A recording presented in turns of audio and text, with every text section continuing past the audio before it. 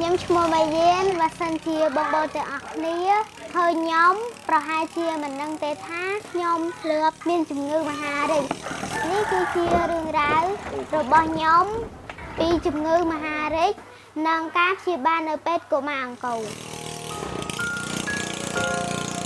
ខ្ញុំមានបងប្អូន2នាក់រៀននៅសាលាបឋមសិក្សាទូតផ្លុងថ្នាក់ទី5ពេលទៅសាលារៀនខ្ញុំអុំទុកឬក៏ដាក់វេនភ្នាក់អុំជាប្រចាំថ្ងៃនៅពេលខ្ញុំទៅសាលាឬក៏ចេញពីសាលារៀនឥឡូវនេះខ្ញុំមានសុខភាពល្អធម្មតាមិនខុសពីពួកម៉ាក់ខ្ញុំទេតែកាលពី3ឆ្នាំមុនខ្ញុំអត់មានអញ្ចឹងទេមានអារម្មណ៍ថាអត់ស្រួលខ្លួនគីឡូអត់ឡើងមានអារម្មណ៍ថាធុញថប់ក្នុងខ្លួនហើយចេះតែមានអារម្មណ៍ចង់ក្អួត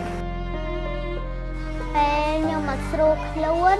ម៉ាក់បាននាំខ្ញុំទៅពេទ្យកុមារអង្គរលោកគ្រូពេទ្យបានប្រាប់ពីជំងឺដែលខ្ញុំបានកើតឡើងហើយម៉ាក់គាត់យំភ័យ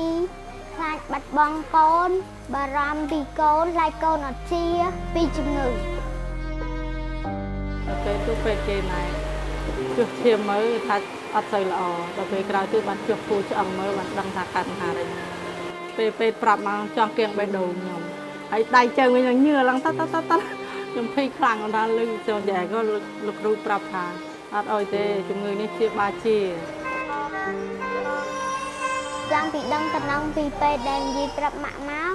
ខ្ញុំបានដេកនៅក្នុងមន្ទីរពេទ្យរយៈពេល1ខែពេលនោះពេទ្យព្យាបាលដូចជាពោះស្ពីតឈាមអីផ្សេងចាក់ថ្នាំដាក់សេរ៉ូមឲ្យមានអារម្មណ៍ថាសប្បាយចិត្តនៅពេលដែលជាពីជំងឺមហារីកហើយបានត្រឡប់មកផ្ទះវិញជួបជុំបងប្អូនយ៉ាងសប្បាយរីករាយ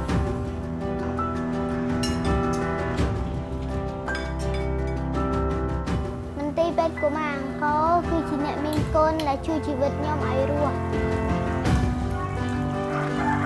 ខ្ញុំចូលចិត្តទៅរៀនចូលចិត្តគូគំនូរលេងឬក៏លេងជាមួយមិត្តភក្តិពេលធំឡើងខ្ញុំចង់ក្លាយជាគ្រូបង្រៀនសម្រាប់បងប្អូនដែលបានមើលវីដេអូនេះសូមណែឲ្យជួយមន្ទីរពេទ្យកុមារអង្គរផងព្រោះអីមន្ទីរពេទ្យណែខ្វះជំនួយដើម្បីជួយកុមារនៅកម្ពុជាយើង